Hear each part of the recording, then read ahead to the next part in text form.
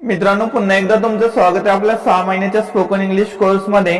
आजचा आपला चौथा व्हिडिओ आहे। याच्या पूर्वीचे व्हिडिओज पाहण्यासाठी तुम्ही आमच्या चॅनलच्या प्लेलिस्ट मध्ये जाऊ शकता। त्या ठिकाणी तुम्हाला 6 महिन्याचा स्पोकन इंग्लिश कोर्स ही प्लेलिस्ट पाहायला भेटेल।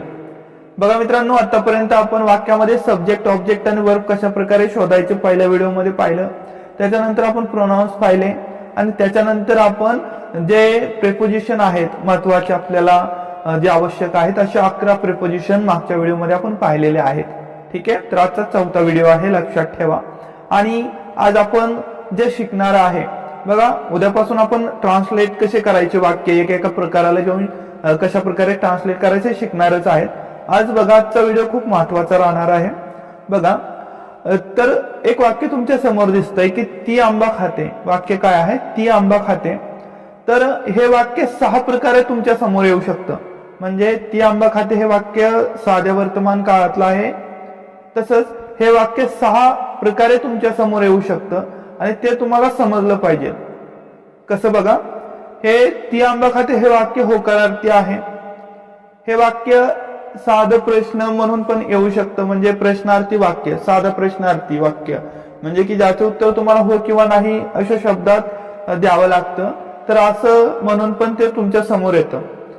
ते कसं येणार बघा, ती आंबा खाते का, शेवटी का लागणार फक्त। ठीक आहे, तसंच नकारार्थी वाक्य म्हणून तुमच्या समोर येणार, ती आंबा खात नाही असं। तसंच नकारार्थी प्रश्नार्थी म्हणून पण तुमच्या समोर येणार, ती आंबा खात नाही का। बघा, नकारार्थी वाक्याला शेवटी का लावून प्रश्न विचारलाय, ती आंबा खात नाही का। हे झाले 4 प्रकारे तुमच्या समोर हे वाक्य येणार। काही असे शब्द असतात की जर त्याने प्रश्न विचारला तर तुम्हाला त्याचं उत्तर पूर्ण असं स्पष्ट द्यावं लागतं। जसं की काय एक शब्द आहे, यानं जर प्रश्न विचारला तर तुम्हाला याचं उत्तर असं स्पष्टीकरण द्यावं लागतं। काय, केव्हा, कोठे, कसा, कोण, कोणता। तर हे काही शब्द आहेत, यांचा वापर आपण प्रश्न विचारण्यासाठी करतो। आणि जर ह्या शब्दांचा वापर करून प्रश्न विचारला तर याचं उत्तर तुम्हाला ह्याच्यामध्ये द्यावं लागतं, एक म्हणजे पूर्ण वाक्यात द्यावं लागतं। आणि याला आपण म्हणतो WH प्रश्नार्थी वाक्य। WH प्रश्नार्थी वाक्य। तर ती काय खाते, ती काय खाते अशा प्रकारे तुम्ही विचारू शकता, किंवा ती केव्हा खाते असं पण विचारू शकता। म्हणजे कोणत्याही एकाचा तुम्ही वापर करून प्रश्न विचारू शकता। आणि शेवटचा जो 6वा प्रकार आहे तो आहे WH नकारार्थी प्रश्नार्थी वाक्य। म्हणजे काय बघा, याच्यामध्ये WH शब्दाचा वापर करून प्रश्न विचारलेला असतो आणि नकार पण असतो। जसं की ती काय खात नाही, ती काय खात नाही।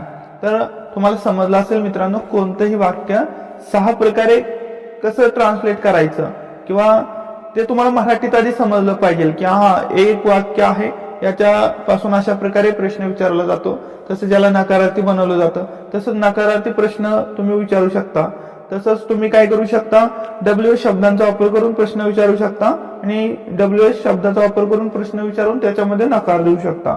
तर अशा प्रकारे हे जर तुम्हाला समजलं तर पुढेच्या व्हिडिओपासून जे आपण वाक्य बनवायला सुरुवात करणार आहे, एका वाक्याच्या प्रकाराला व्यवस्थितपणे अभ्यासण्याचा प्रयत्न करणार आहे ना, तर त्या ठिकाणी तुम्हाला काही अडचण येणार नाही।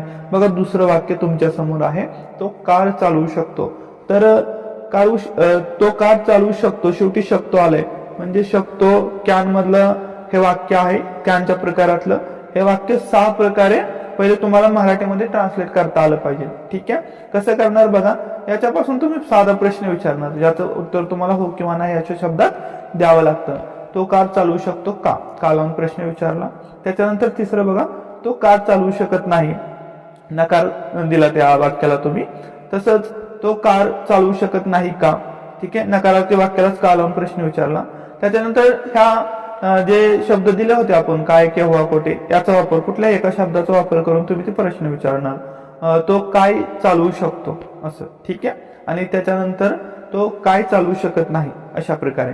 तर ह्या 6 प्रकारे तुम्हाला समजलं पाहिजे। आणखीन एक वाक्य घेऊया मित्रांनो, नंतर आपण वाक्य ट्रान्सलेट करायला शिकूया।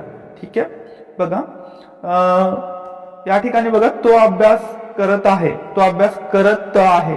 तो आहे म्हणजे कंटिन्युअस प्रेझेंट मधलं वाक्य आहे किंवा चालू वर्तमान काळातलं वाक्य आहे। हे वाक्य सुद्धा तुम्हाला पहिले 6 प्रकारे त्याला ट्रान्सलेट हे करता आलं पाहिजे, बनवता आलं पाहिजे मराठीमध्ये। ठीक आहे, तर कसं, तो अभ्यास करत आहे का, दुसरा प्रकार म्हणजे प्रश्नार्थी वाक्य. त्याच्यानंतर तो अभ्यास करत नाही, नकारार्थी वाक्य. तो अभ्यास करत नाही का, ठीक आहे, नकारार्थी प्रश्नार्थी वाक्य. तो केव्हा अभ्यास करतो, केव्हा शब्दाचा वापर करून काय केलं तुम्ही प्रश्न विचारला म्हणजे WH शब्दाचा वापर केलाय. हे WH काय म्हणतोय मी, आपण इंग्लिशमध्ये वाक्य ट्रान्सलेट करताना तिथे समजेल. आणि तो अभ्यास का करत नाही किंवा केव्हा करत नाही, ठीक आहे, कशा प्रकारे हे विचारा. WH नकारार्थी प्रश्नार्थी वाक्य अशा प्रकारे हे बनून जातं. तर ठीक आहे मित्रांनो, या आजच्या व्हिडिओमध्ये तुम्हाला एवढंच सांगायचं होतं मला की कोणतं जरी वाक्य घेतलं, बघा वाक्याचे जे 100 प्रकार आहेत, समजा 100 प्रकारचे वाक्य, जसं कॉन्टिन्युअस प्रेझेंट, ठीक आहे, एक प्रकार झाला. कॅन दुसरा प्रकार, शुड तिसरा प्रकार, मस्ट चौथा प्रकार, सिंपल प्रेझेंट, सिंपल पास्ट, एक प्रकार झाला ह्यांचे.